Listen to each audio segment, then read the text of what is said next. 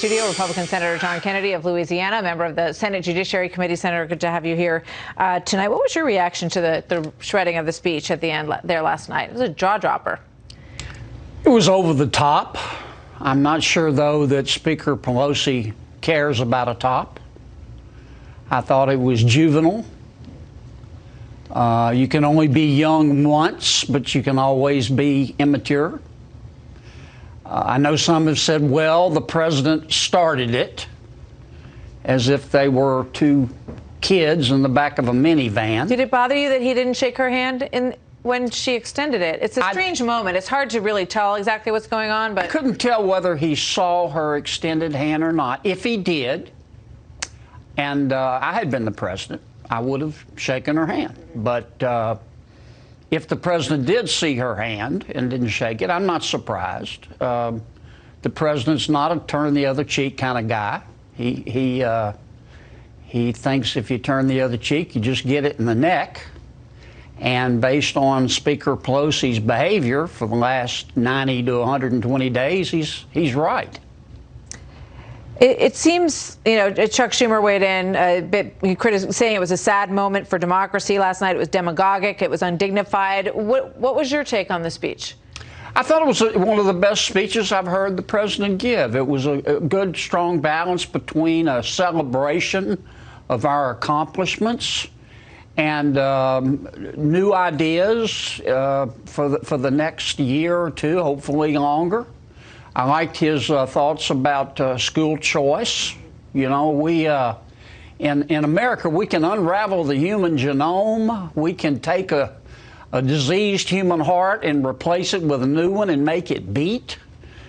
We can send a person to the moon and bring him back.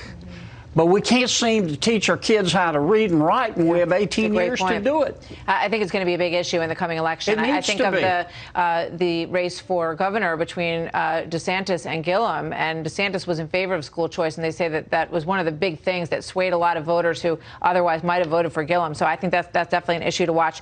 What did you think about your colleague Mitt Romney's decision today to vote to convict on one of the articles of impeachment? When my colleagues ask my opinion about a vote, Marsha, and they ask me how they should vote, doesn't happen often, Martha, but it happens on occasion. This is what I tell them. I say, follow your heart, but take your brain with you. Now, Senator Romney is entitled to his opinion. He's entitled to his vote, Martha. That's a fact.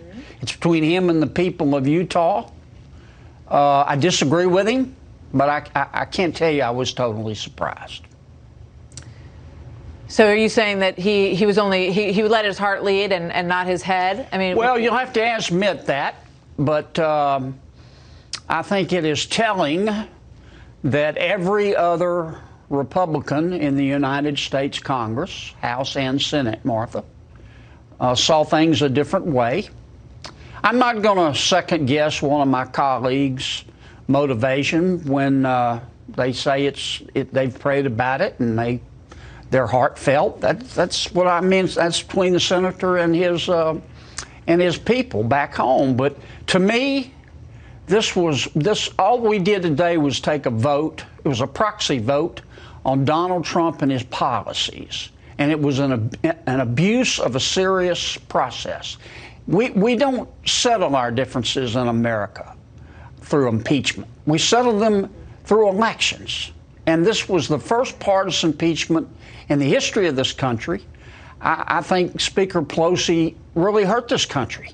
She has tried to normalize impeachment as a routine political weapon, and that's not what our founders intended. She said because of the Republican Senate's betrayal of the Constitution, the president remains an ongoing threat to American democracy with his insistence that he's above the law and that he can corrupt the elections if he wants to. That's what I mean. It's so over the top. I mean, this idea that if we don't stop the president, he will fix the next election. If we don't stop the president, he will sell Alaska. The Western civilization is coming to an end, and yet the Speaker held on to the articles of impeachment for what, 3 or 4 weeks? 33 days, I believe. many of the folks in Washington, including the Speaker, I think, they think the American people are morons, that they can't see through all of this. Senator Kennedy, thank you very much. Great to have you here tonight, sir. Thank you, Martha. Good to see you. Thank you. So another round of results are in from Iowa.